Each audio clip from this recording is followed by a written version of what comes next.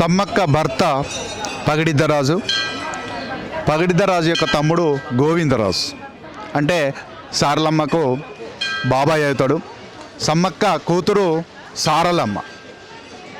సమ్మక్క భర్త పగిడిద్దరాజు, పగిడిద్దరాజు యొక్క తమ్ముడే గోవిందరాజు. సారలమ్మకు బాబాయ్ అవుతుండే, సమ్మక్కకు మరిది అవుతాడు.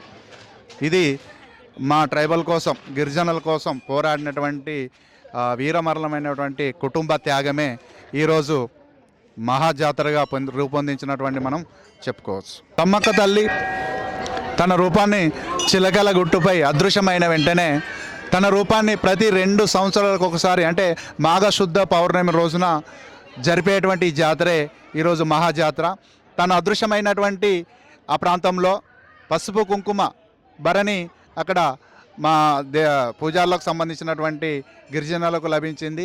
ఆ రూపాన్నే ఈరోజు దేవునిగా, సమ్మక్క తల్లిగా కొలుస్తూ గద్దెలపై తీసుకురావడం జరుగుతుంటుంది. ఈ మేడారం మహాజాతర ఫిబ్రవరి 21, 22, 23, 24, 28వ తారీఖు ఫిబ్రవరి తిరుగువారం. అంటే మళ్ళీ తిరిగి బుధవారం నాడు అన్ని వనదేవతలకు వెళ్ళిపోతాయి వనానికి. తిరిగి బుధవారం నాడు పూజార్ల క్షమంలో అంతా కూడా గ్రామ పెద్దల సమక్షంలో రహస్య పూజలు చేసేసి సమ్మక్క దేవతలకు సంబంధించినటువంటి సామాగ్రాన్ని భద్రంగా పరిచేస్తాం.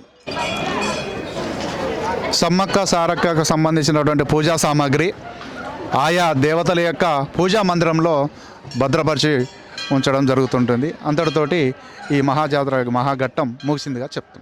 తన కోరికలను తీర్చే విధంగా మొక్కులు ఏవైతే ఉన్నాయో మేడారం వనదేవతలకు వచ్చిన వెంటనే తన మొక్కులు మేక రూపంలో కానీ, కోళ్ళ రూపంలో కానీ, అలాగే తనెత్తు బంగారం బెల్లం రూపంలో కానీ, కానుకల రూపంలో కానీ తీర్చడం జరుగుతుంటుంది.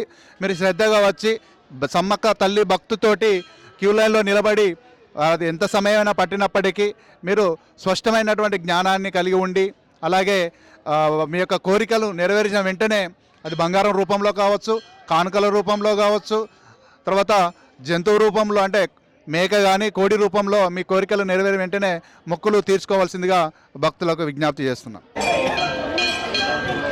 సమ్మక్క కానీ, సారలమ్మ కానీ, పగిడిద్దరాజు, అటు గోవిందరాజు వీళ్ళు ట్రైబల్ కోసం పోరాడినటువంటి అమరవీరులై చనిపోయినటువంటి దేవతలుగా చెప్పవచ్చు. వీళ్ళ యొక్క రూపాలైతే ఏవైతే ఉంటాయో, పసుపు కుంకుమ రూపం అయితే ఏదైతే ఉంటుందో అవే ఇక్కడ వనదేవతలుగా చెప్పవచ్చు. వీళ్ళకి విగ్రహాలు కానీ ఎలాంటి స్తూపాలు కానీ లేవు. కేవలం పసుపు కుంకుమ బంగారం. నా పేరు కొక్కెర రమేష్, ఆలయ ప్రధాన పూజారి మేడారం. తక్షిల మీడియా ఛానల్ను షేర్ చేయండి, లైక్ చేయండి, సబ్స్క్రైబ్ చేయండి అని భక్తులకు విజ్ఞప్తి.